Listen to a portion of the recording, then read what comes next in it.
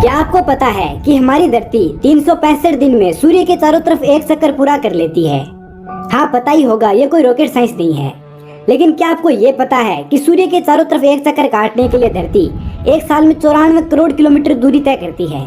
इसका मतलब धरती की अंतरिक्ष में स्पीड 1,07,000 किलोमीटर पर आवर होती है। इस हिसाब से पृथ्वी हर सेकंड स्पेस में 30 किलोमीटर चली जाती है।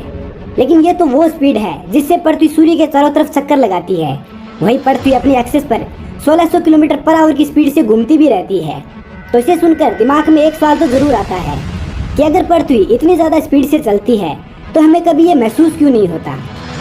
क्योंकि हमें तो पेड़, घर या बिल्डिंग जैसी जो स्थिर चीज़ें हैं वो हमेशा स्थिर ही लगती हैं। जैसे आपका घर और उसके सामने का पेड़ जैसा है हमेशा वैसा ही रहता है।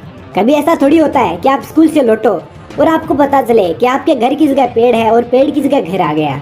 या आप दिल्ली से दुबई के लिए फ्लाइट पकड़ो और फ्लाइट से उतरने के बाद आपको पता चले कि धरती की घूमने की वजह से दुबई की जगह अमेरिका आ गया। कभी सुना है ऐसा? नहीं सुना होगा और सुनोगे भी कैसे, क्योंकि ऐसा कभी होता ही नहीं है। या आप जब किसी जगह छलांग लगाकर वापस जमीन पर गिरते हो तो आप हमेशा उसी जगह पर गिरते हो जहाँ से आपने छलांग लगाई थी। लेकिन क्यों?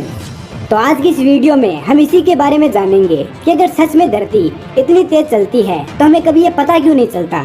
और वीडियो के अंत में इससे रिलेटेड ऐसे सवालों के जवाब जानेंगे जो अक्सर हमारे दिमाग में आते हैं।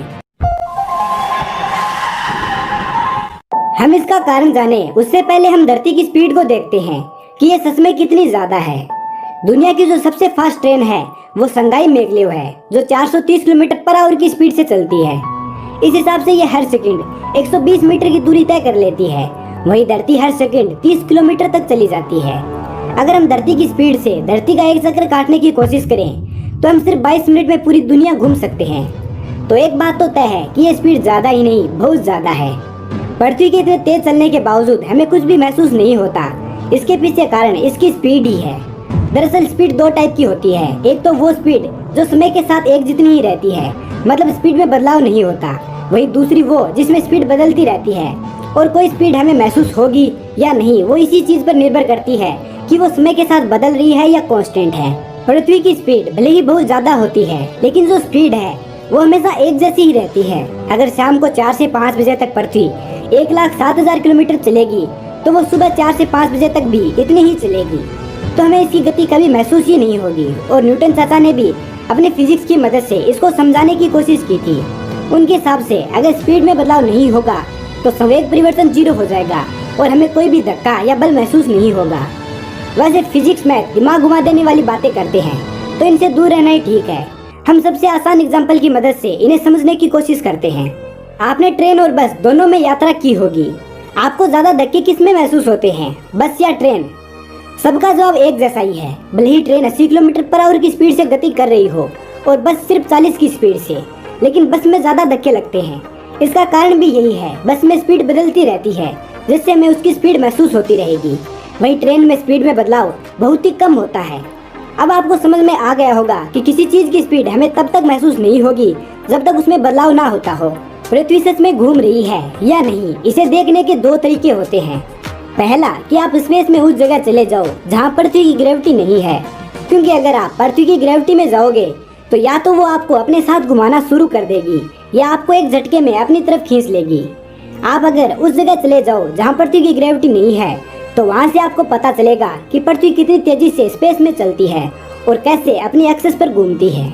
दूसरा तरीका ये है कि 2-4 शराब के पैग मार लो, उसके बाद वैसे भी ये दुनिया घूमती हुई नजर आएगी। अच्छा, इससे रिलेटेड 3 और सवाल हैं जो अक्सर हमसे पूछे जाते हैं या अक्सर हमारे जहन में आते हैं। हमारा एक सवाल तो ये है कि अगर पृथ्वी इतनी तेज गति से घूमती है या इतनी तेज चलती है तो ये सारी चीजें जैसे बिल्डिंग, घर, पेड़ सब कुछ स्थिर क्यों है? इनकी भी जगह बदलनी चाहिए। देखो, इसका एक लाइन में जवाब सीधा सा है कि ये पृथ्वी आपके पप्पा की नहीं है जो सिर्फ आपके लिए घूमती है। इस पर जितनी चीजें हैं वो सारी इसी के साथ घूमती रहेंगी। तो जो चीजें जहाँ हैं वो हमेशा वही लगती हैं। हालांकि स्पेस के नजरिए से उनकी पोजीशन काफी चेंज हो जाती है, लेकिन हम सब तो धरती पर ही रहते हैं तो हमें सब कुछ सेम ही लगता है। दूसरा सवाल ये है कि जब आप छलांग लगाते हैं तो आप वापस वहीं आकर क्यों गिरते हैं जहाँ से आपने छलांग लगाई है? वेल, इसका जवाब भी बड़ा सीधा सा है, क्योंकि जब आप छलांग लगाते हैं तब भी आप धरती के साथ घूम रहे होते हैं और आपकी घूमने की रफ्तार और धरती की रफ्तार एक जितनी होने के कारण आप वापस वहीं आकर गिरते हैं। तीसरा सवाल ये था कि जब एरोप्लेन या पक्षी उड़ते हैं तो वो बिना जगह बदले अपनी सही जगह कैसे पहुंच जाते हैं। तो वैसे तो इसका जवाब मैं पहले ही बता चुका हूँ। चाहे प्लेन या पक्षी कितनी ही ऊंचाई पर क्यों ना उड़े, लेकिन उनकी उड़ान कभी भी धरती से बाहर नहीं होती। तो जब सब कुछ पृथ्वी की ग्रेविटी में ही हो रहा है तो पृथ्वी चाहे कितनी ही स्पीड से क्यों ना चले, इसकी गति हमें ना ही कभी महसूस होगी और ना ही किसी चीज पर असर डालेगी। तो आपको ये वीडियो कैसा लगा कमेंट सेक्शन में जरूर बताना, और ऐसे इंटरेस्टिंग वीडियो के लिए इस चैनल को सब्सक्राइब करना मत भूलना।